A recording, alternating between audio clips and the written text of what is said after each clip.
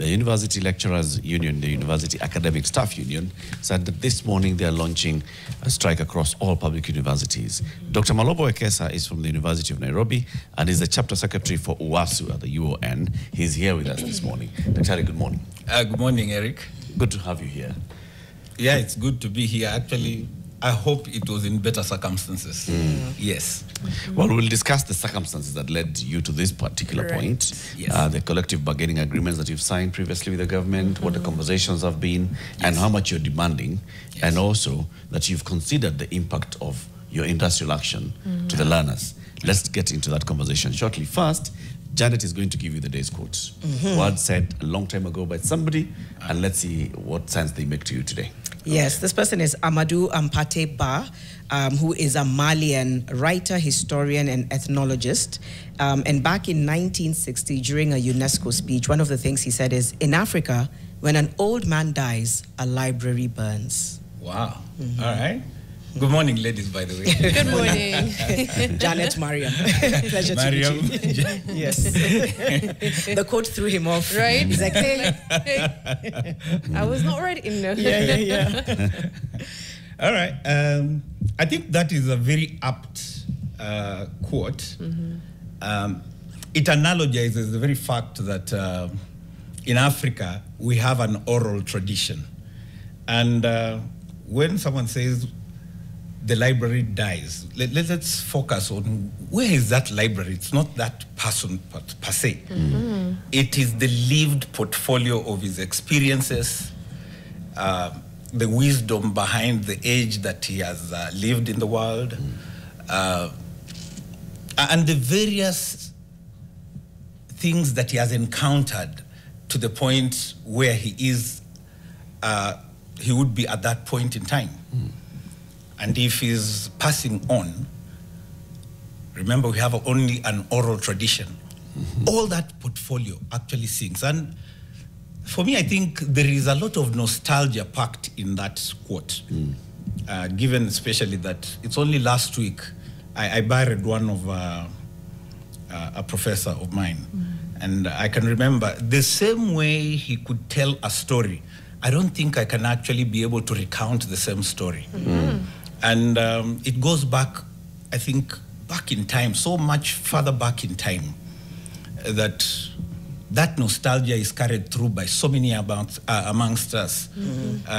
We are unable actually to replicate the same experience that some of these people who once they pass on, then they actually go with those experiences to their graves. It's quite sad. For me, I think, like I said, an element of about nostalgia on that end. But then it's true. We need to cherish most of the people who are actually still alive right now and who have actually lived through some of the best experiences that the world has given them. Obviously, there are many people right now who say, this is the best time to be alive in the world. We don't have so many wars. Of course, there are some. We are able to control our health. Life expectancy is at its best. The quality of life cannot be compared to what was there before. But then again, we have lost part of what heritage the past has given us. That's I think that's the much I can be able to say about that. Just remember, I'm a lecturer. I can go on and on and on about some of these things. Okay, Doc. Very well said. Very well captured. And I agree. Getting into the conversation of the day. Yes. I don't know if you remember, a while back in the Daily Nation, there used to be a comic book. Yes. That was called Super Strikers. It was a football comic. Yes. I would say in Kenya, lecturers are super strikers and not strike our football. That is so unfair. That is so unfair. After I agree with you, you have to throw me under the bus.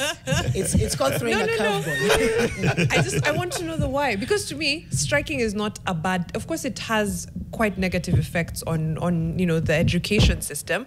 But the why is what I'm interested in. Because as far back as I can remember, lecturers have gone on strike time and time again. Yep. Give us the origin of this striking. And why it has persisted for so long, why it continues to be such a problem. Okay, we are starting really on a very wrong premise, because you are failing to notice that lecturers are not actually coming to any university for the essence of a strike. We are employed so that we discharge a certain duty. Okay? Yes. And in very many respects, we really hate the very fact that we are put in this situation so many times. We hate it. And this narrative that lecturers like going on strike should actually be debunked. Who actually is the one instigating the strike? And if you want to go back all the way to when we got independence, simply ask yourself a very simple question. What was the remuneration like of lecturers at that time? And what has it ended up to at the moment? Then you will understand the genesis, and then you will understand why this agitation has to keep going on and on and on. And I can reduce it only to one thing: the inability of government to measure up to the expectations of what higher education should be like. It's as simple as that. Yeah. Why is it that in a country where we are always, we keep parroting, and I say parroting intentionally, because it is not us who do that. It is mostly the politicians. Right. They keep parroting that, we are moving into a knowledge economy. They keep saying that. But then who actually are the producers of this knowledge economy? And what are you actually doing to ensure that that knowledge economy is then birthed and sustained? If we can answer that question, if Kenyans can actually go back and ask themselves, why is it that every time we crave to have the best education, but then we finance it at its worst, while financing other sectors in ways which even have surpluses? Yeah. Why? So the fallback for us is, let us fight for this society. This is what lecturers have been doing. So you're not time doing and this again. just selfishly for yourself.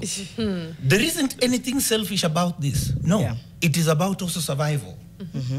Pay me so that I can just do my work. That's all we are saying. And it cuts across all sectors of professions. Right.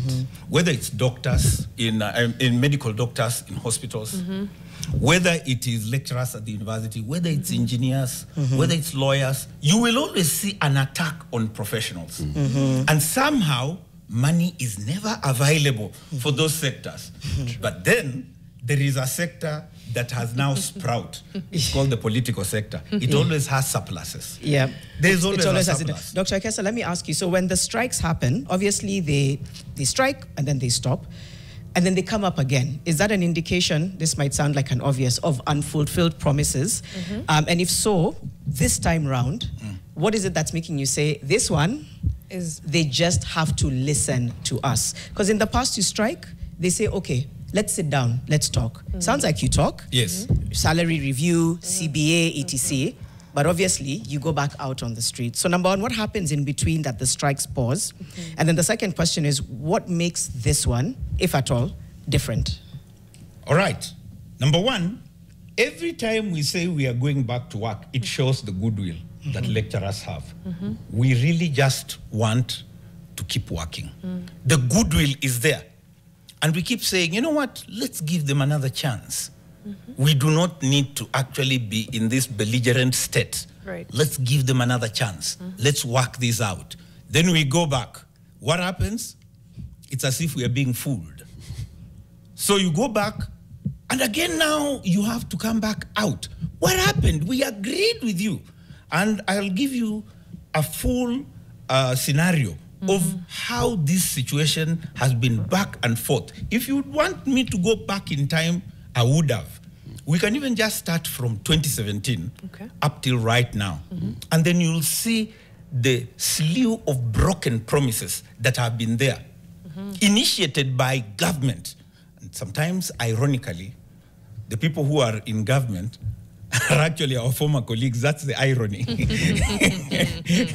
Because we donate the biggest HR resource, who become cabinet secretaries, who become principal secretaries, yes. And sometimes it is so difficult to watch them on TV speak about what has become of lecturers. And, you know, sometimes how difficult it is to watch only shows you the magnitude of human latitude in mendacity. That's the only thing I can see. Why is it that sometimes it's so difficult to say the truth? I would have actually, and maybe it's time I could just summarize the three. From that 2017. Yeah. Seemed like 2017. There was a CBA review. Okay. Yes. Probably that 2017 is best understood after 2010 when we had a new constitution.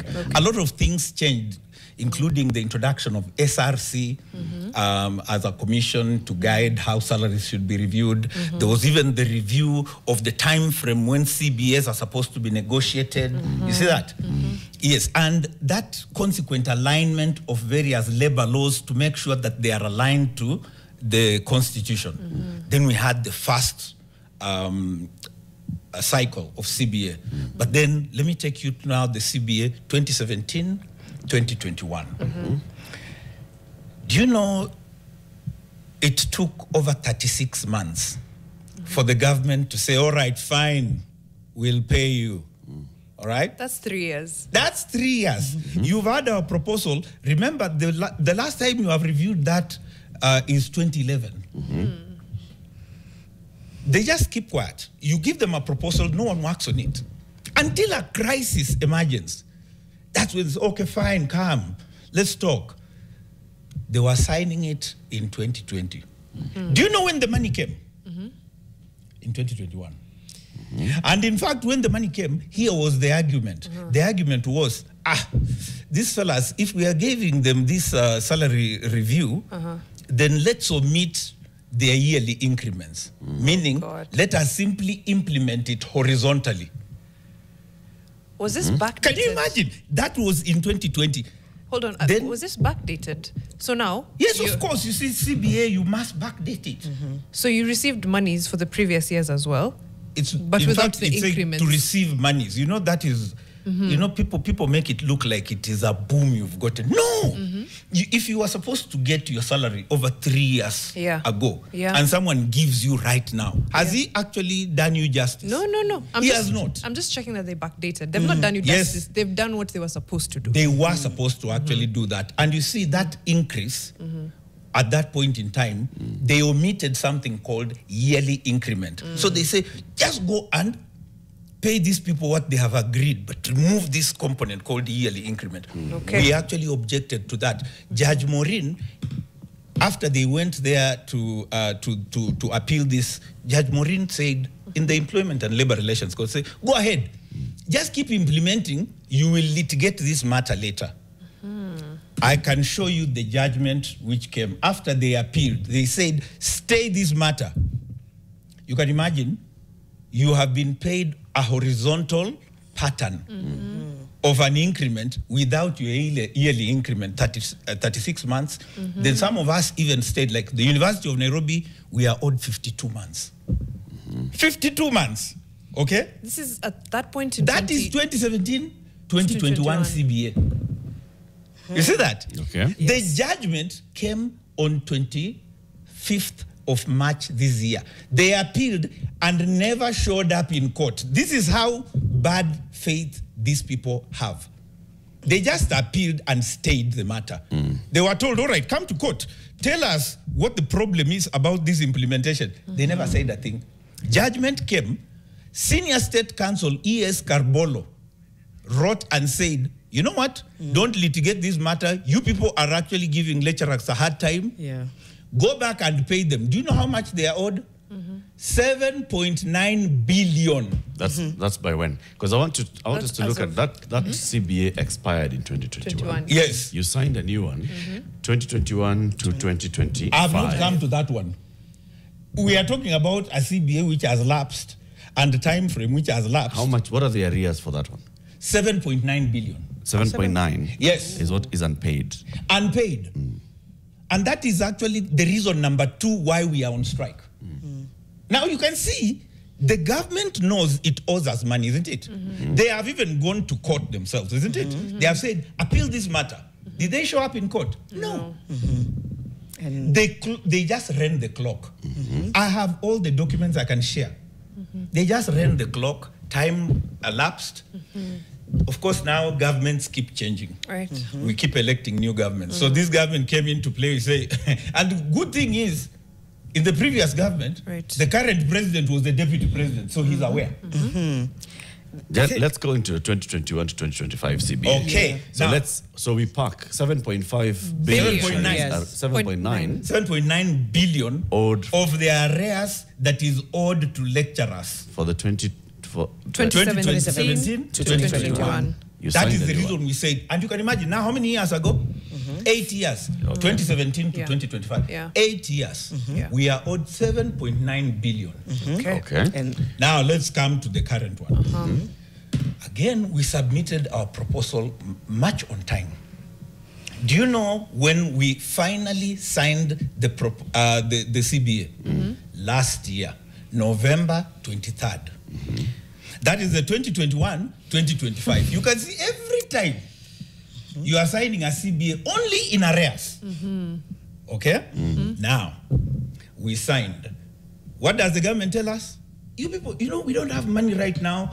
You know, every government, and I'm sorry to say this, every successive government always tries to shit on the next government, yeah? I'm sorry about that. I will not swear again.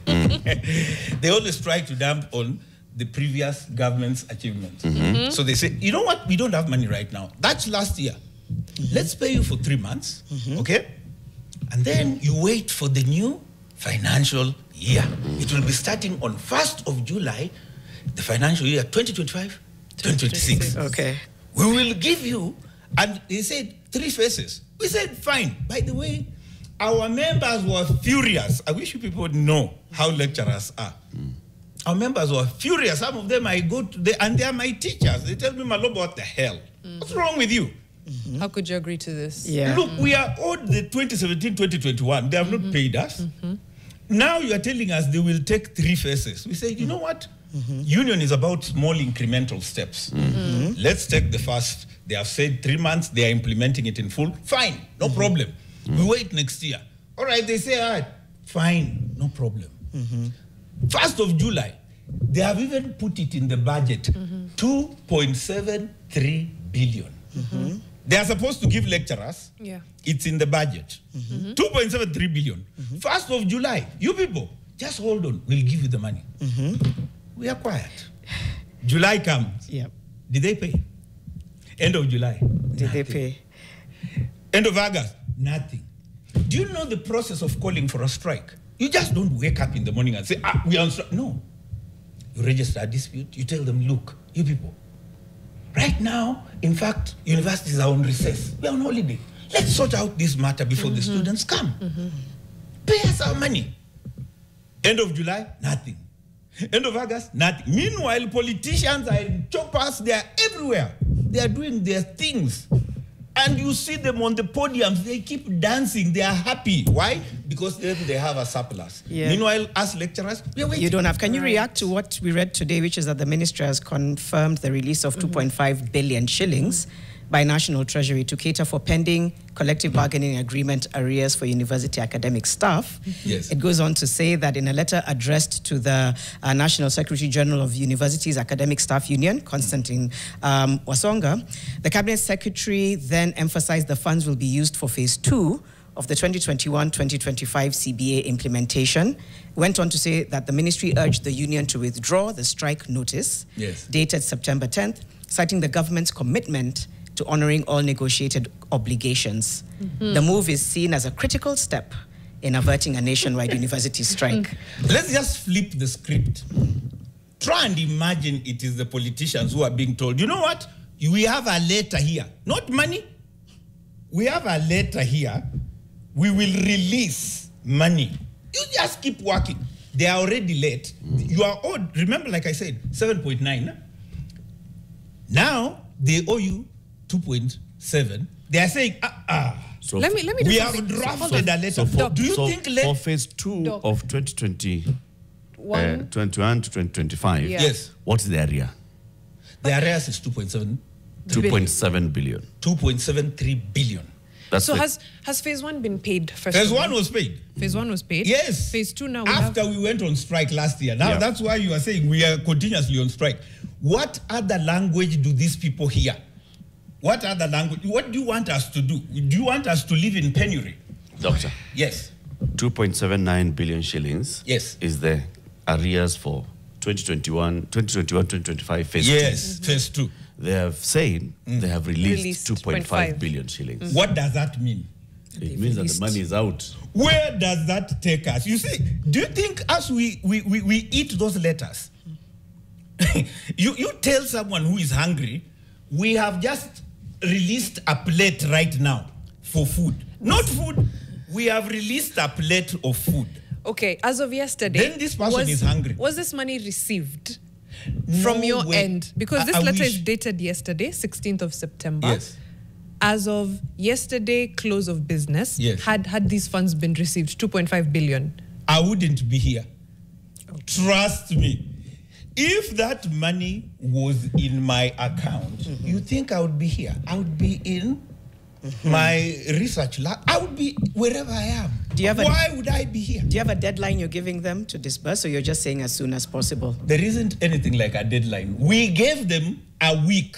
Why is the government always interested in a crisis? When you say you've given 7 days strike notice because of money, then someone on the sixth eve day. of that day, he says, Niko na barua ni maandiko." What? Let's come back. Let's take a break. Let's come back and figure out the what next. Yeah. Yes. No, I've yet to tell you the third reason. I've only given you 2 reasons. 2017, 2021, 2021, 2025. I'll give you the third reason, then I'll go to subsidiary reasons. Okay. Okay. Yes. So we'll do that after the break. It's coming up to 8:30. We'll continue with the conversation in just a bit. Hey. We were threading. Yes. I'm thinking we were threading these CBAs and we were saying, you know what? Treasury says we've disbursed funds. That was yesterday, Tuesday 16th. 16th, yeah. Today's the 17th. And I said, why aren't you back at work? You're trying to explain why you're not back at work. Treasury says we have released 2.5 billion for this phase 2 of this collective bargaining agreement between 2021 and 2025. But we still have arrears of 7.9 billion of the previous one. But why aren't you back at work? Treasury has released 2.5 billion. Well, let's ask ourselves a simple question. We gave notice for this strike. It lasted 7 days. Why is it that this was not acted within that timeline? This is the hypocrisy about government. And the loss of trust, that trust deficit is actually cultivated especially by government itself. Why do you have to wait until there's a crisis? You are told 7 days time, we are going to down our tools. You did nothing. Then on the 7th day, you want to actually throw lecturers under the bus by placating the public with something called a letter. Who eats a letter? No one eats any letter. They can go stick that letter wherever they want. Yeah, The only thing the else we are letter interested is in in- response to your letter. Yes. So It you- is a response to a letter. And Why a couldn't they? commitment. Why couldn't they have responded when the timeline was lapsing? They were looking for the money. Okay. When last year we signed this CBA, weren't they supposed to start looking for the money? They were. When they budgeted this money, weren't they looking for this money? They were. We also pay taxes. Do you know, can you tell KRA, you know what, do this, I'm looking for your tax. Give me a while. Is that how it works? No. So when KRA wants their money, when government wants their money, it's instant. When us, we want our money, we give them time, then they give us letters. Absolutely no. And we are not going to take it. And we are telling the government this very plainly. Give us the money due to us. Now, I can go to the third reason. I've only given you 2 reasons. Let's go to the third reason. Before this government took power, they walked around the entire country saying they have these things called charters. I don't know if you remember them. Yes. And there was an education charter. They were so flowery. In fact, we were being told now we are walking into paradise. We will ensure that your CBS are never implemented in arrears. That is why last year we said, okay, Sawa, let's sign this one. These fellas are serious. They're not like they the want, others. yeah, they want us to be implementing these things right on the dot. We signed last year, despite protestations by our members. Yeah. They say, oh, they said we have to do this in time. Okay, we gave them a proposal in January. This is when? September. Has anything happened? Not even a counter offer. They are quiet. Crickets, every time you ask them, what is happening? Nothing. Now, here's the strange thing again. There is a body called IPUCCF. They are the negotiating team. What's it in full? Inter-Public Universities Council Forum. They are the ones who negotiate on behalf of government. They're actually made up of vice chancellors, okay, together with the FKE. Yeah. Even as all those people are there, they negotiate on behalf of. So we did our proposal and told them, you people with your charter, you said everything. Shika. 8 months down the line, nothing. So that's very, Until 2 days ago, the chairman of IPUCCF writes to us, oh, come for a meeting. Look at that. It's games. Come for a meeting. Now, when you call a union for a meeting, there are two things which happen. You've done your homework, and number two, you lay down the agenda. Do you think they have done their homework? Do you think they have gone to SRC to get these things called beacons of negotiation? Nothing. Absolutely. They just received, stamped they received, and went away. Then we are telling them, surely, you are the same people who said our CBS must be negotiated on time. Do you know teachers signed theirs? 2025, 2020. They signed. And I'm not going to lecture our sister unions on how they prosecute their matters. I actually saw them in State House the other day. If they choose that is the way to prosecute matters, well and good for them. I can only wish them well. For us, we want structure. We are university lecturers, we are dons. We are the highest echelon of academic status here in this country. We don't operate on political whim. What we operate with is structure that is actually mooted through the constitutional value and statutes. okay. So as we simply tell you, have we negotiated? Have we done this? Are you following the law? It's as simple as that. So if the three president reasons. wants to have lunch with us, he's an alumni. He can even come to senior common room in the University of Nairobi. He's a Namtakachi. former... So 3 reasons why you're going on strike. Starting with the latest one, Klabu. Yes. which is the fact that the previous CBA is coming to an end, Yes. and talks for the new CBA have not started. Yes. So now we are on the 3. That is reason number 3. Number 1, remember, That is reason number 3. 7.9. Yes. 7.9. I'm going backwards. Okay. That's reason number 3. Yes. Reason number 2 Yes. is a 2.73. 2.73 billion shillings arrears Yes. Yes. for the current CBA. Yes. Reason number 1 Yes. is a how many billion? 7.9 billion 7.9 billion shillings owed for to a- our members. for a CBA that expired. Expired. In 4 fact, years the ago. opportunity cost, let me tell you, it's so sad. Some of our members have already passed on. You think they'll ever earn that money? And someone is just laughing around giving you a letter. Okay. What would it take to have you going back to class? The 3 demands met in full. And the reason is No. We start with irreducible minimums. Those Of are... course, the good picture, Dr. Wekesa, is you get the entire 7.3 plus 2.7 plus the new CBA signed. That's the best picture. Okay? But what's the irreducible minimum for you?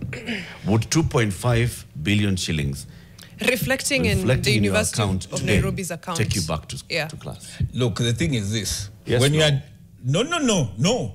Okay. Let me just tell you straight up. We don't trust the government. So until money comes, that's number 1, 7.9, 2.73, and then we want the beacons to start negotiating the new CBA. I mean, you tell me, are we asking for too much? the principal secretary, Beatrice Nyangala, said that, okay, progress had been made. Funds would be released soon. Disagreements have arisen whether the payment should be made in installments or as a lump sum. Going back again to Eric's irreducible minimum. Lump sum or... Because if, let's assume again, Treasury has disbursed these funds. So within, at the very least, the next 3 days, the University of Nairobi and other public universities across the country have funds in their account. That's a start. Right? No, it is not a start. Let me tell you. The thing is this. I wish we trusted these people. Okay. You see that? We only have to rely on history. And if Beatrice Nyangala is saying that, I invite Beatrice Nyangala today to come to Taifa Hall. Let her come, stand in front of lecturers and tell them I have a letter. Let her dare to do that. Please, Beatrice Nyangala, if you are listening to me, come to University of Nairobi. It's an open invitation. Come and tell your own colleagues, I have a letter here. Can you go back to class? Not a letter, Yes. money in the account. We are But saying... When there's money in the account, when there's money in the account, what do we have to worry about? Right. And If money is in my account, I'll not be here. And money is, in this case, we're just starting from the 2.5 that Treasury says they have released. And That statement about, oh, we have released, I'm telling you, there's a trust deficit about this government. We understand. We're just trying to see a way forward. There is a trust deficit. I am saying if Treasury has indeed released these funds, and in a day or 2 or 3 by Friday, indeed there's money in the University of Nairobi's accounts, in lecturers' accounts. Okay. Can we go back to class? This is how a strike operates, and this is how you call off a strike. If a demand has been met, you don't bring a letter, you bring money. So if the moment we will receive money, if you receive money, if we receive money, we will go back to our members. okay. We'll go back to our members and say, you know what? You remember we said 1, 2, 3. 1, have you ticked? That means they tell you, yes, we have number 1. Have you seen? Yes. Have you seen number 2? Have you also seen it? Yes, we have. Number 3, yes. What do? Let's go back to class. Can I ask then you? Then we will call a press and then tell the press, you know what? Can I ask you something? Yes. Hear me out, because he's about to be like, heck no. Alternatives to strikes. Hear me out. Yes. Arbitration, phased pay, renegotiated or revised CBAs. What is the alternative? Okay. If the strike is still locking out, and you know, as we're saying, it's not invalidating that there's genuine concern and anger about, you know, promises not made. But now that universities have just opened and people are going back, there's a worry, oh, this is going to frustrate studies. So I'm just putting it out there. In a different world, would there be an alternative option to ensure that work is still happening, lectures are still happening, but there's maybe phased pay in the life, you know, in the works, or a revised CBA or something? Because arbitration, as you said, you are imparting education. That's number 1. Actually, what you are saying is true. We are imparting education even by this strike. And a 4-year degree should not be 5 years, 6 years. And it's not our fault. We can even do it. For us, we have no problem. Never going to break timetable for this. But let me tell you, no alternative. This is the good thing about ignorance of the public. Now, let me school you about this. In any kind of industrial action, there is always someone called a conciliator. In that 2017-2021, there was a conciliator. And we have a conciliation certificate. You see that? It means that we actually went all the way until to conciliation so that we bring parties together. Here is the other thing. Do you know in this 2021-2025, again we have a conciliator. We have the conciliation certificate. Means the way you are proposing, we have tried that way. Okay. And do you know in that way, it means also one thing. Do you think conciliation is infinite? No. In fact, the law does not anticipate that conciliation will still occur on the same matters of contention. What are you conciliating then? If you have a matter and there's a conciliator who has actually resolved it, do you go again for conciliation? No. What will you be conciliating? Could I ask? So we have tried that way. Okay. Yes, and we have actually done the whole gamut. We have actually gone the whole hog, and we have actually now decided that it is only a strike action that can get the government moving.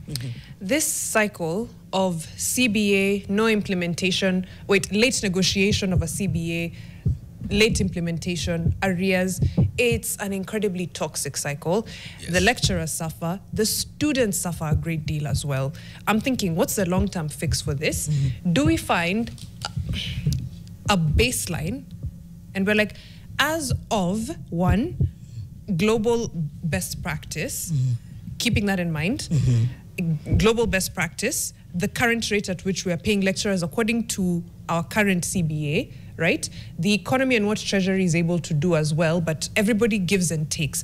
We find a common base and we move forward with an agreement of whether it's a yearly increase like you've had in other CBAs, because during 2021 to 2025, you find yourself in the exact same spot in 2025. Then we'll do 2025 to 2029. 4 years from now, same conversation. What's the long-term fix for this? Something that can be laid in policy, in law, and we finish this chapter, we say, you know what, we are paying our lecturers fairly, and this is how we're doing it.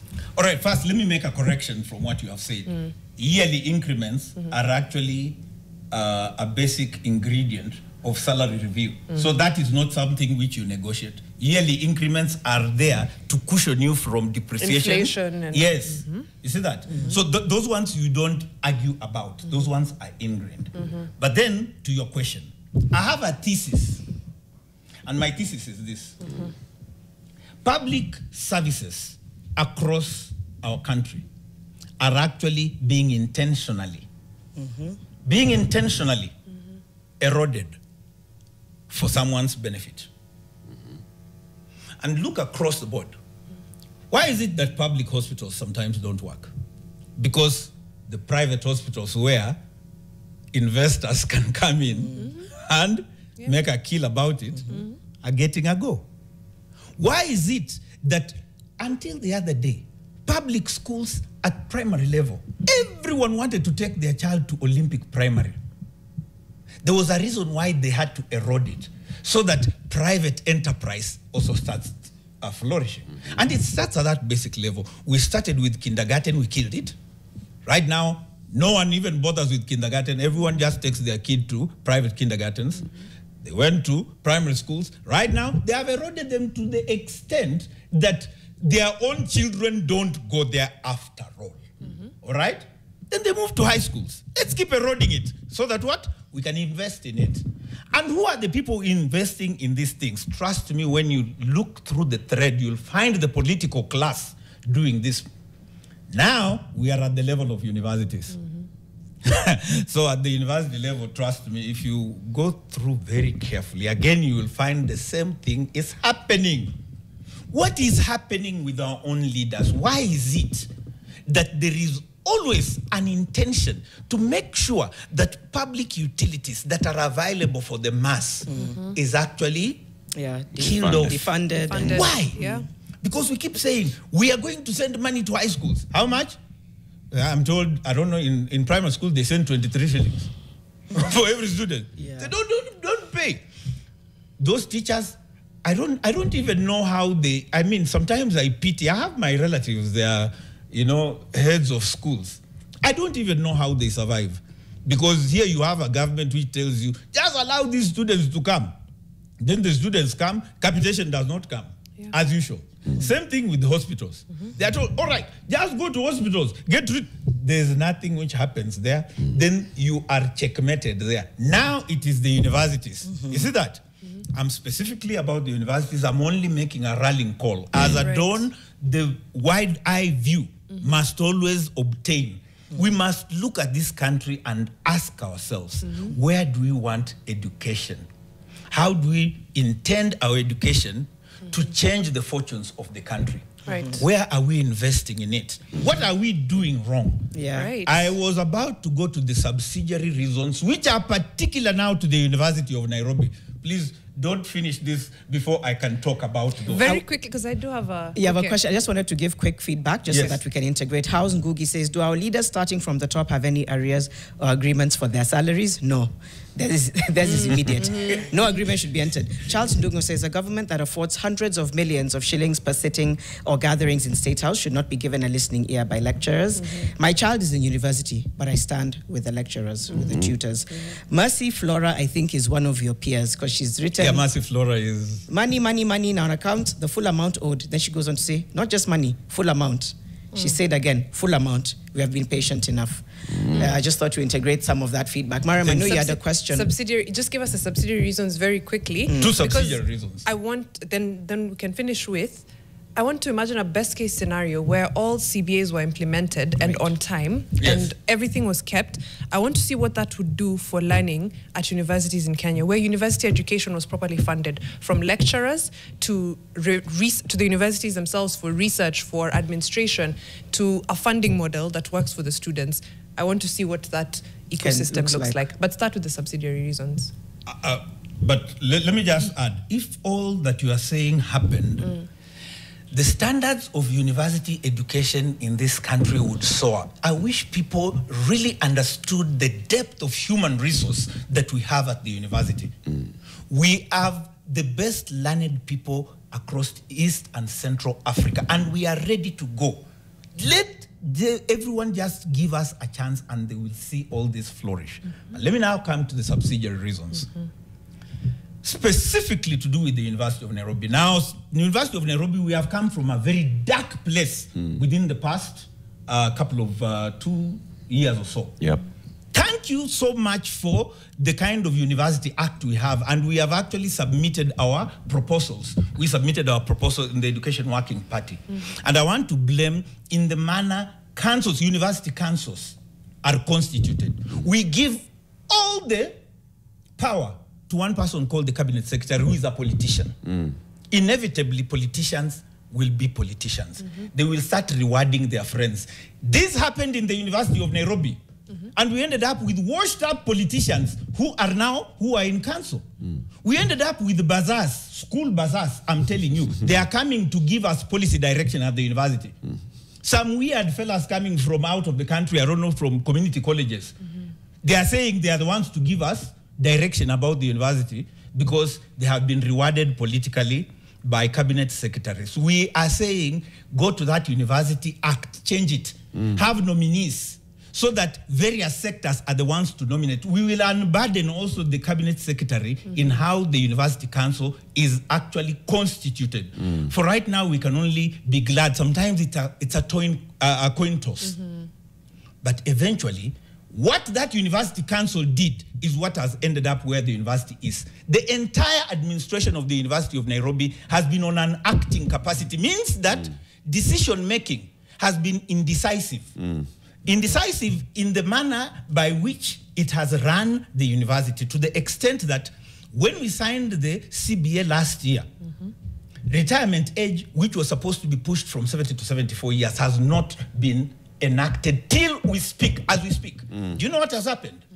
Lecturers, senior professors, who have actually attained that retirement age, they are not being let go. But then again, they are not being allowed to collect their pension. Why? Because of fulcrum offices that advised the vice chancellor, they went ahead and said, forget even the CBA. Write to Public Service Commission to get no objection about their retirement age. I am very bitter that the University of Nairobi professors are in limbo, waiting to be paid, waiting to access medical service, and yet they cannot because of the indecision by the management of the university. And number two, because of the same, and I want people to understand, by the time someone is making it to become a professor, they become delicate. Years spent in labs, in libraries, and all that, they take a toll. It means we have a very delicate population of workers who are experts in their field. When you deny them medical care because of the consequence of non-retirement, when you are still holding their pension, what you are doing to labor is you are compromising even their morale. We are extremely annoyed. And that is why from here, once I walk out from the studio right now, I am walking to Great Court of the University of Nairobi to launch the strike, which we started at the clock of midnight tonight. And I will be standing in Great Court to ensure no one goes to class. Everyone must rally behind me. We must tell not only the university administration in University of Nairobi and the council, and we have a very affable council chair. He's a very nice old man, Professor Chacha Nyaigoti. When you interact with him, you will take a lot of tea because of how good he is as a person. We want to impress upon his council. Please take care of your own colleagues. Don't let them go away. Hang them in there because these are resources we cannot be able to let go. Okay. Beyond that also, we are telling the government, we want our money and we want to negotiate so that we go back to class, as Mariana said, so that I can be able... Mariam. Sorry. As a quizzy reference. So that I can go back to my duties. Your daily job. Yeah. Yes, and Janet and Eric here can avoid seeing me rant and rave in this state. No, we don't invalidate how frustrating it is. Even Not the way at- you've no. talked about the morale, it's... Yeah. Then the heartbreak is the lecturers are demoralized and feel disenfranchised, and then the students are not learning. So nobody wins, Yes. but True. it's not an invalidation to the frustration you're feeling. Not at all. And I think that's why I threaded like what would be the ideal situation. Exactly. Because he's right about the systemic defunding of critical sectors Yes. over time, education and We've healthcare. talked about it here. So many times. And you can't unsee it once you see it. So yeah, we live in a world where I would love to know what university education in Kenya would look like with proper funding. Lecturers well paid, a funding model that works, money going into research and development. I wish I could monetize your sympathy. You know, if I could monetize your sympathy, my lecturers, my members who are my seniors and teachers would be so happy. Oh, Here God. it is. Here it is. Hey, Dr. Julius Maloba. Bigoso Gamba, Yes. EBS Cabinet Secretary, Yes. has told your National Secretary General, Dr. Constantino Songa, that the National Treasury has, as of yesterday, released 2.50249 billion shillings for implementation of phase 2 of the current CBA. So, enda tafadhali, kwanza pitia kwa account. Hakuna hiyo account ningekuwa nimeona saa hivi ningewanunulia chai. Thank you so much, Dr. Maloba Wekesa. He is the chapter secretary for UASU at the University of Nairobi. Of course, it's been an amazing conversation, and of course, we do hope that this is settled quickly. We continue on to, lest we forget, Gikomba fires. We need to go back to Gikomba 100%, but we need to figure out why they are happening more and more frequently. What could be at play there? What's the fix? What does it cost the traders? What does it cost the people of Nairobi? Because how many people shop in Gikomba vis-a-vis how many shop in a shop, right? We'll be speaking to Peter Washira, who is from the consortium of Mitumba Traders, if I've gotten it right. Yes, hashtag Fixing the Nation NTV. We'll be right back after this.